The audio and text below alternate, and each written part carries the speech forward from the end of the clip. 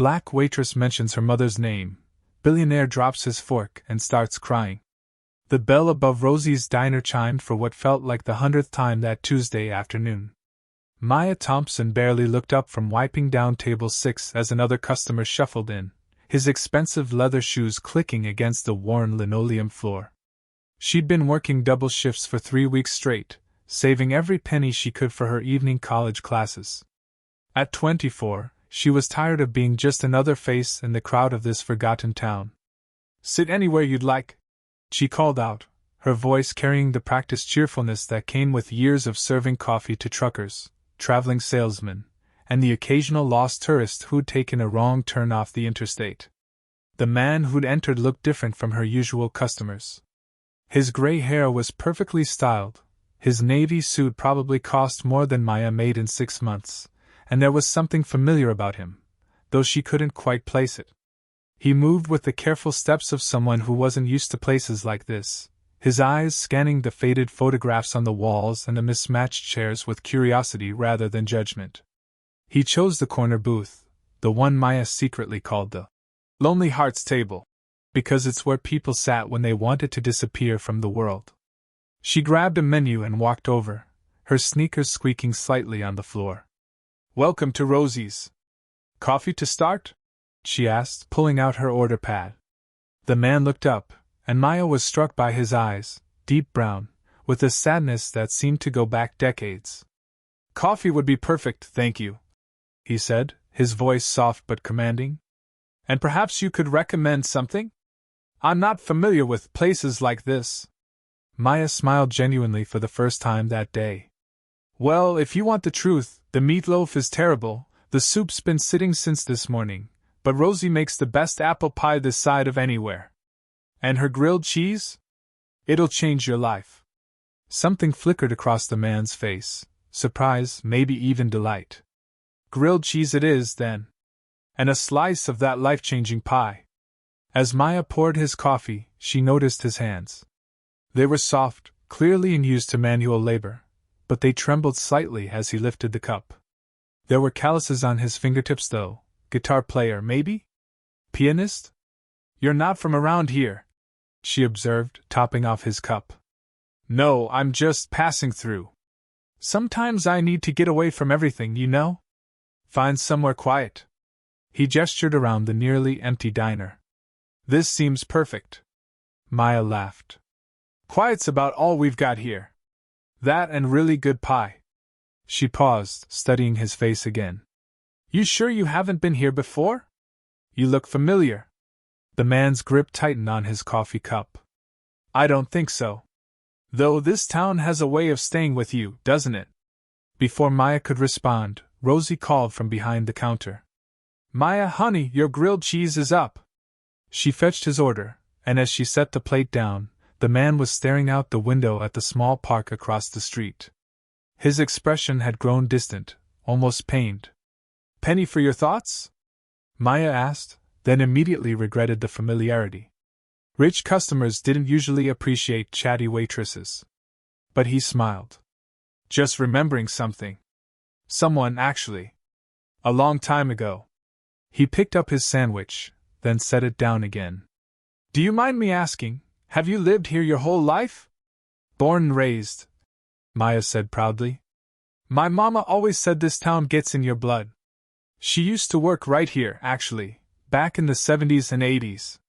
Before I was born." The man froze, his sandwich halfway to his mouth. "Your mother worked here?" "Yeah, for almost 15 years. Rosie still talks about her, says she was the best waitress this place ever had. Could remember every regular's order, knew everyone's birthday, that sort of thing." Maya's voice softened with affection. She had this way of making everyone feel special, you know? Like they mattered.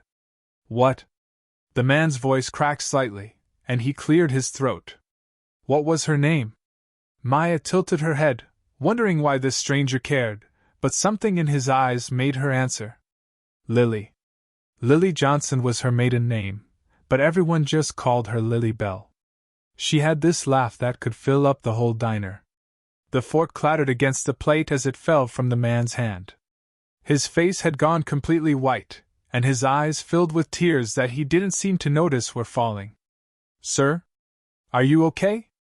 Maya reached out instinctively, but stopped herself. "Do you need some water? Should I call someone?" The man was staring at her now, really looking at her, as if seeing her for the first time. His hands were shaking openly now, and he gripped the edge of the table. "Lily Bell," he whispered, so quietly Maya almost didn't hear it. "Oh God. Lily Bell Johnson. Did you know my mother?" Maya's heart started racing. Her mother had never talked much about her past, especially about the years before Maya was born. There had always been this sadness in her eyes when anyone asked about those days. The man tried to speak, but no words came out. He just sat there, tears streaming down his face, looking at Maya as if she were a ghost. "Sir, you're scaring me," Maya said, glancing around the nearly empty diner. Rosie was in the back, and the only other customer was old Mr. Peterson reading his newspaper at the counter. "Please tell me what's wrong." Finally, the man managed to speak, his voice broken and raw. "I loved her," he said simply. "I loved your mother more than life itself. And I lost her. I lost everything." Maya sank into the booth across from him, her legs suddenly unable to support her weight. Her mother had died 2 years ago from cancer, taking most of her secrets with her. But this man, this stranger, clearly knew things about Lily Bell that Maya had never heard. "I don't understand," she whispered. "My mother never mentioned. Who are you?" The man wiped his eyes with his napkin, trying to compose himself, but the tears kept coming. "My name is Robert Sterling. And your mother was supposed to be my wife." The words hung in the air between them like a confession that had been waiting 40 years to be spoken. Maya felt the world shift beneath her, as if everything she thought she knew about her life, about her mother, was suddenly in question. Outside, the afternoon sun cast long shadows through the diner's windows, and the ordinary Tuesday that had started with coffee and small talk was about to become the day that changed everything. Maya stared at Robert Sterling, her mind racing to process what he'd just said. "Supposed to be your wife? That's impossible. My mother was never married, she raised me alone." Robert's hands were still trembling as he reached into his jacket pocket and pulled out a worn leather wallet. From it, he extracted a small, faded photograph that looked like it had been handled thousands of times. He placed it gently on the table between them. Maya gasped. The photo showed her mother, young, radiant, maybe 20 years old, laughing as she danced with a man who was unmistakably a younger version of Robert Sterling. They were at what looked like a church social, surrounded by other young people, but their eyes were only for each other. Lily Bell wore a simple yellow dress that Maya had never seen before, and her smile was brighter than Maya had ever witnessed in person. "This was taken in 1979. Robert said, his voice steadier now but still thick with emotion. 3 months before everything fell apart." "I don't understand," Maya whispered, touching the edge of the photograph. "My mother never talked about any of this. She always said my father was just someone who couldn't handle responsibility." Robert winced as if she'd struck him. That's what they told her to say. That's what they made her believe. He looked out the window again, his jaw clenched. "I was 23 then, fresh out of Harvard Business School. My family owned Sterling Industries, you probably know the name. We manufactured everything from farm equipment to electronics. Still do." Maya's eyes widened. Sterling Industries was one of the biggest corporations in the country. She'd seen their logo on everything from tractors to computer components. You're that Sterling?" "My grandfather built the company, my father expanded it, and I was supposed to inherit it all. The golden boy with the perfect future mapped out." His voice turned bitter. "Including the perfect wife from the perfect family. Margaret Whitmore, old money, right connections, white skin." The last words hung heavy in the air, and Maya felt something cold settle in her stomach. "And my mother?" "Your mother was working here part-time while she studied to be a teacher. I'd come through town on business trips, and I'd always stop at this diner. Not for the food, though Rosie's pie really is exceptional, but to see her." His eyes grew distant, lost in memory. She was unlike anyone I'd ever met. Smart, funny, kind to everyone regardless of who they were. She saw past the money, past the name. When she looked at me, I felt like I could be anyone, do anything. Robert pulled out another photograph, this one showing the two of them sitting on a blanket by a lake, Lily Bell's head on his shoulder as they watched a sunset. We'd meet in secret. Drive out to Miller's Lake, go to the movies in the next town over. For 8 months, we had something real. Something beautiful. What happened? Maya asked, though she was beginning to understand. My father found out. Robert's voice hardened. Someone saw us together and reported back to him. You have to understand, this was 1979 in small-town America. A Sterling dating a black woman? It was unthinkable to people like my family. Not just socially unacceptable, it was seen as a threat to everything they built. He reached into his wallet again and pulled out a yellowed newspaper clipping. The headline read, Sterling Industries announces engagement of heir to Whitmore heiress. There was a photo of Robert in a tuxedo, standing stiffly next to a blonde woman in an elaborate gown. His smile looked forced, his eyes empty. They gave me an ultimatum. Robert continued. Marry Margaret and take over the company, or be disowned and lose everything. But that wasn't the worst part. His voice cracked again. They told me that if I didn't cooperate, they'd make sure your mother lost her job, her reputation, everything. They said they'd make her life so difficult she'd have to leave town. Maya felt tears building in her own eyes. So you chose the company. I chose what I thought was best for her. Robert said desperately. I was young and stupid and I believed them when they said they'd destroy her if I didn't back down. I thought I was protecting her. Did you ever try to explain? To tell her goodbye? Robert's face crumpled. I tried. God, how I tried. But they moved fast. By the time I worked up the courage to come see her, she was gone. Rosie told me she'd left town suddenly. No forwarding address, no explanation. I searched for months, hired investigators, but it was like she'd vanished. She didn't vanish, Maya said quietly. She moved to Chicago for a while. Got pregnant with me. Came back here when I was 5 because she said this was home. Pregnant with you. Robert repeated wonderfully. When were you born? December 15th, 1980. Robert went very still, his face pale again. He pulled out his phone and opened a calculator app, his fingers shaking as he counted backwards. 9 months from March 1980, when he married Margaret under family pressure, would be December.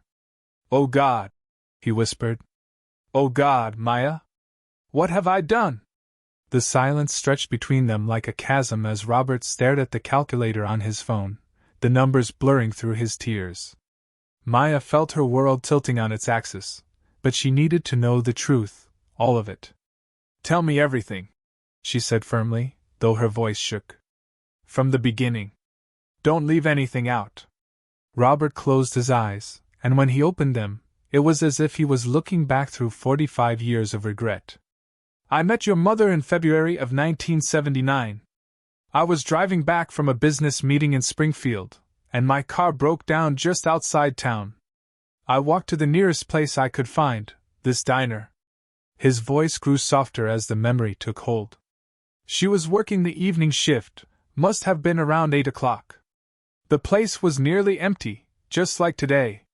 She brought me coffee and asked if I was okay, and when I told her about the car, she didn't just nod politely like most people would. She actually cared.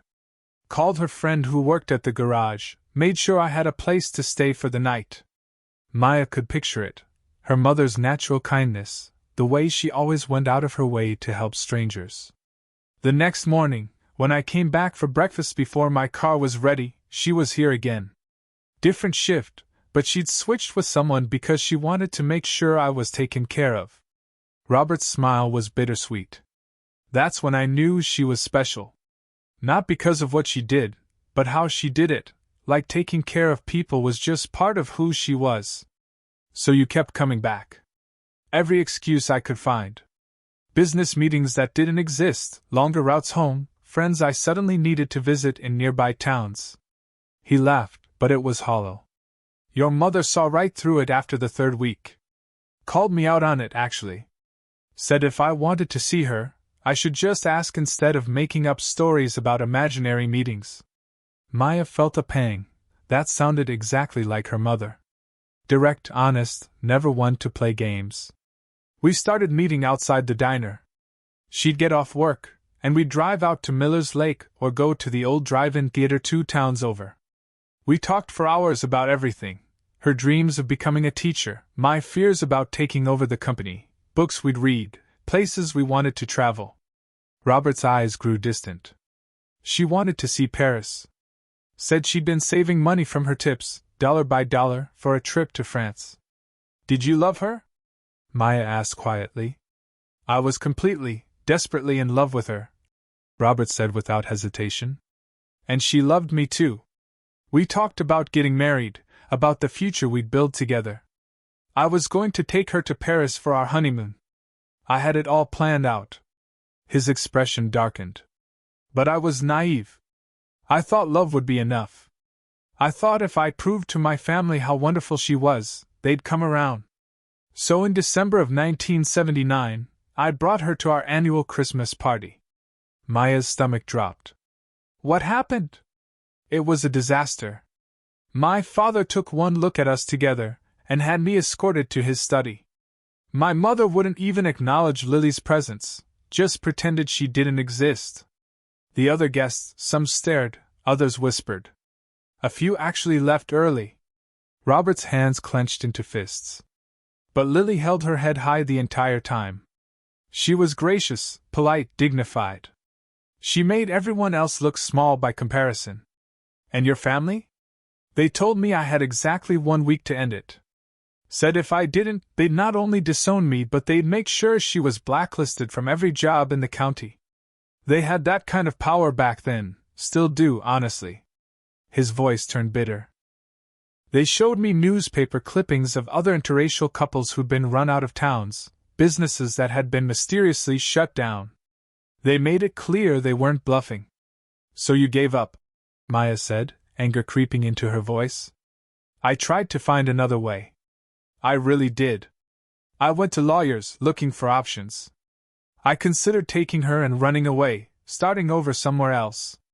But every attorney I spoke to told me the same thing. My family had too much power, too many connections. They could make our lives hell anywhere we went. Robert pulled out one more photograph, this one showing him and Lily Bell sitting in his car by the lake. She was showing him something in a small notebook, both of them laughing. This was taken 2 weeks before the Christmas party. She was showing me her savings account. She'd saved almost enough for that Paris trip. She was so excited, talking about how we could go together, maybe for our first anniversary. His voice broke. I should have taken her then. Should have gotten in the car and driven to the airport and never looked back. But you didn't. No. Instead, I married Margaret on March 15, 1980. A big society wedding that made all the papers. Your mother. I heard she left town the day before the wedding was announced. Rosie told me years later that Lily came in that morning, quit her job, and was gone by afternoon. Maya did the math again. If her mother left town in March 1980 and she was born in December 1980, then Lily Bell had been pregnant when she disappeared. The question that had been building in Maya's mind since Robert calculated the dates finally emerged. Are you my father? She asked directly. Robert looked at her for a long moment, seeing not just the woman across from him but tracing the features he recognized. The shape of her eyes, the curve of her smile, the way she held her head when she was thinking. I don't know, he whispered. But God help me, I think I might be. Maya stood up so abruptly that the booth seat squeaked against the wall. Her hands were shaking with rage, and she had to grip the table's edge to steady herself. You think you might be? That's all you have to say? Maya, please. No! Her voice carried across the diner, causing old Mr. Peterson to look up from his newspaper. She lowered her voice, but the anger remained razor-sharp. You don't get to please me. You abandoned my mother when she needed you most, And now you waltz in here 40 years later with some sob story about how hard it was for you? Robert flinched as if she'd slapped him. It wasn't like that. I searched for her. For how long? Maya demanded, sliding back into the booth but leaning forward aggressively. A month? 2 months? How long before you decided your comfortable life was more important than finding the woman you claimed to love? I searched for 3 years, Robert said quietly. I hired private investigators, contacted every school district in Illinois, checked with churches, community centers. I even had people looking in other states. But not hard enough, apparently, since she was right here in town from the time I was 5 years old. Right here, working at Henderson's Market, going to my school plays, struggling to pay for my clothes and books. Maya's voice cracked. Do you know what it's like to grow up without a father? To have other kids ask where your daddy is and not have an answer? Robert's face crumpled. Maya, if I had known. Known what? That you had a daughter?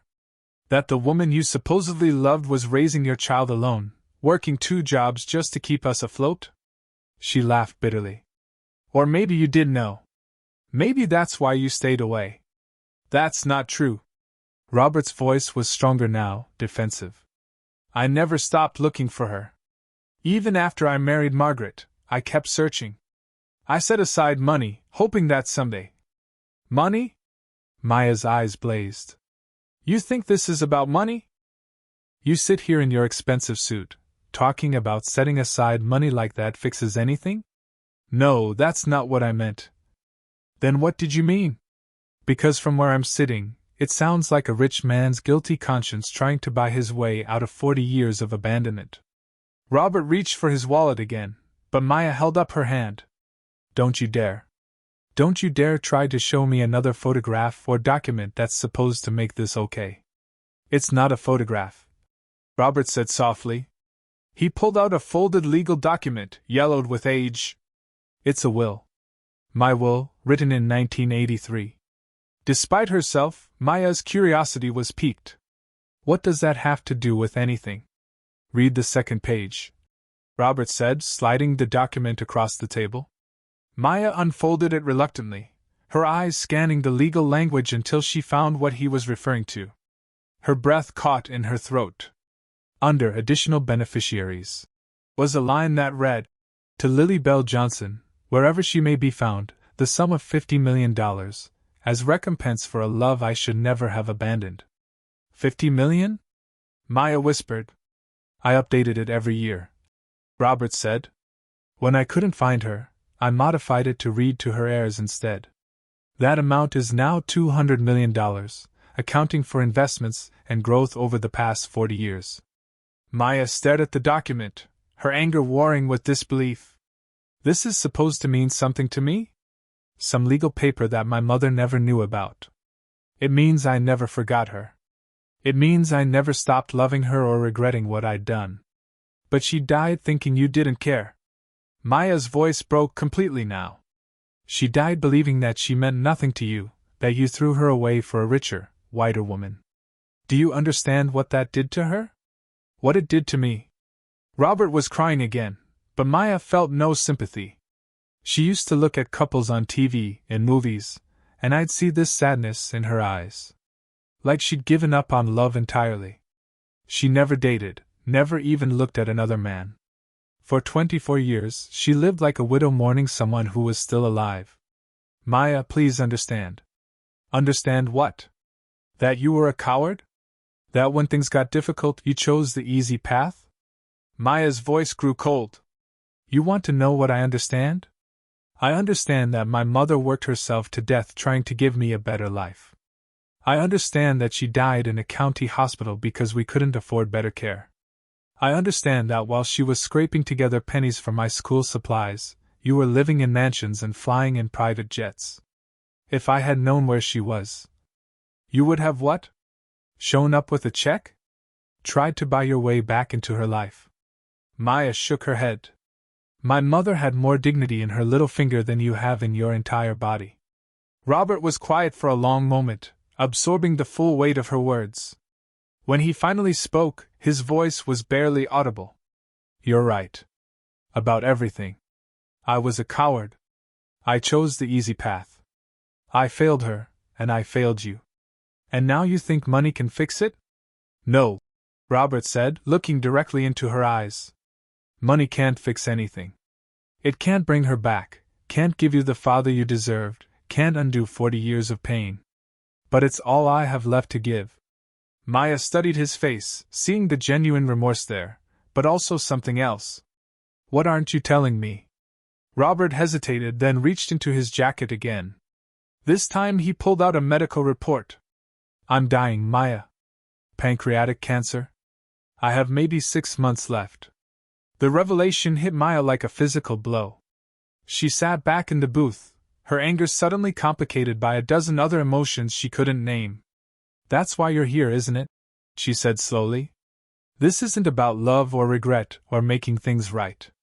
This is about clearing your conscience before you die. Robert didn't deny it immediately, and that silence said everything Maya needed to know. She felt a familiar hollow ache in her chest, the same feeling she'd had when the doctors told her there was nothing more they could do for her mother. How long have you known? She asked, her voice flat.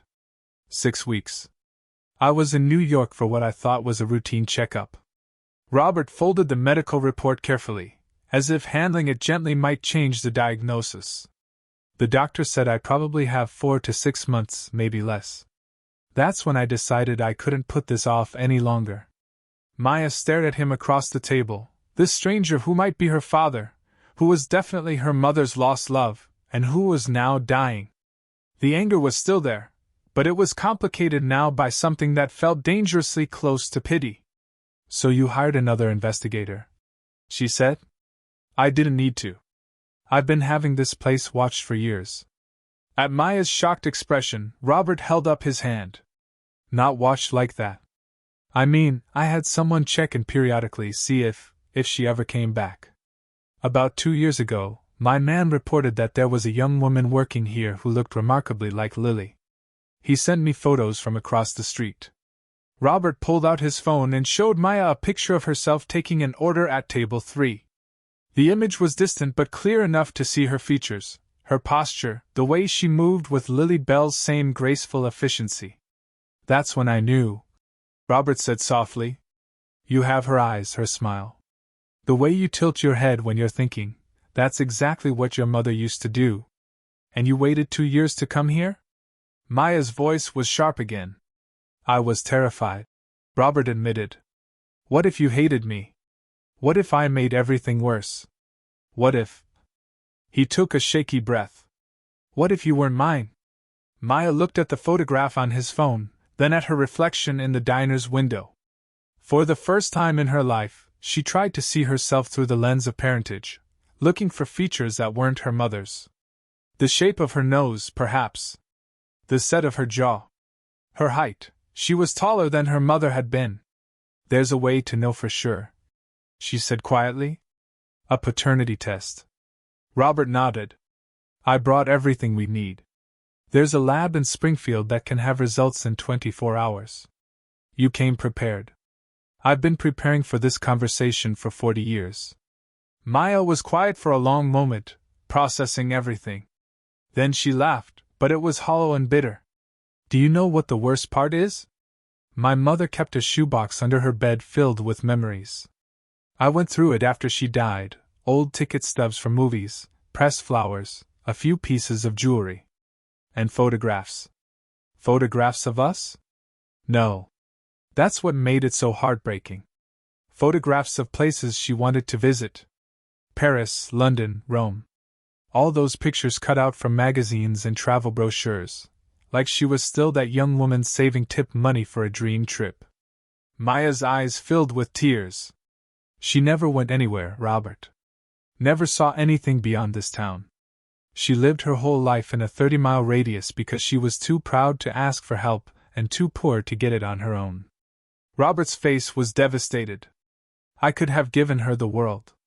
But you didn't.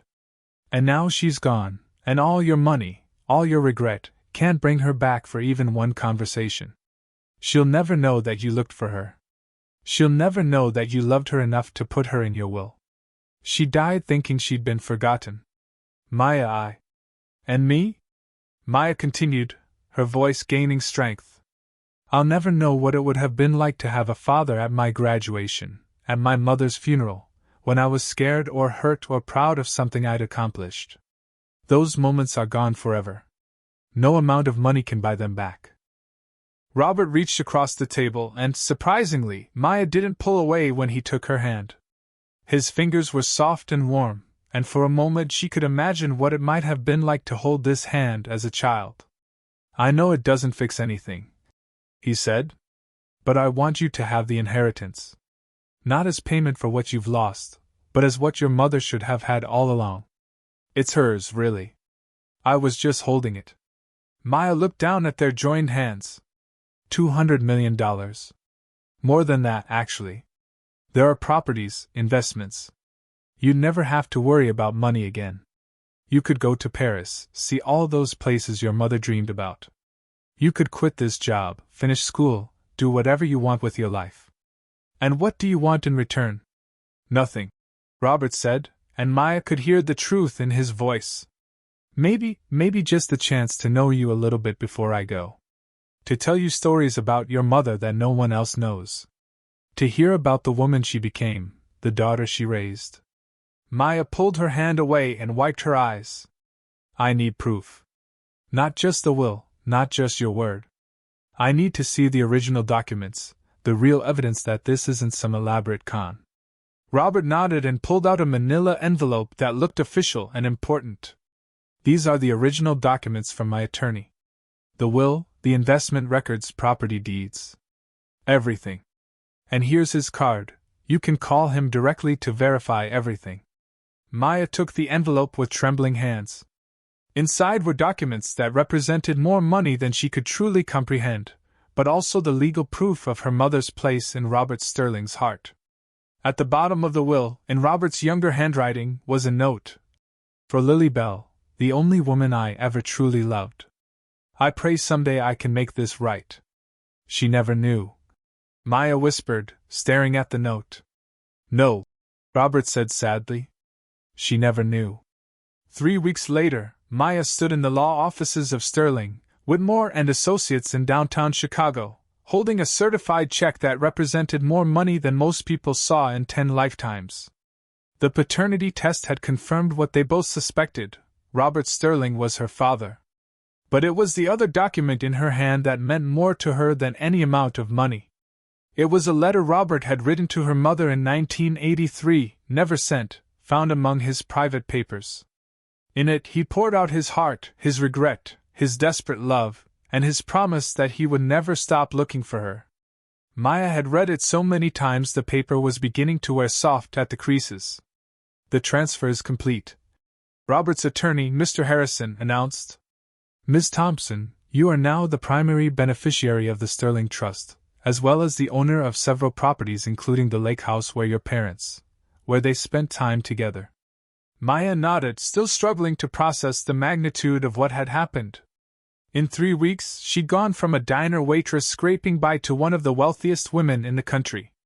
But more importantly, she'd discovered a father she never knew existed and learned that her mother's greatest love story hadn't been forgotten after all.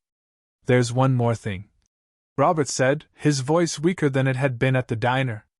The cancer was moving fast, faster than the doctors had predicted. I want to show you something. He led her to a conference room where the walls were covered with photographs and documents. Maya gasped as she recognized them, pictures of her mother throughout the years, school records, newspaper clippings from her college graduation, even a program from her mother's memorial service. You were there?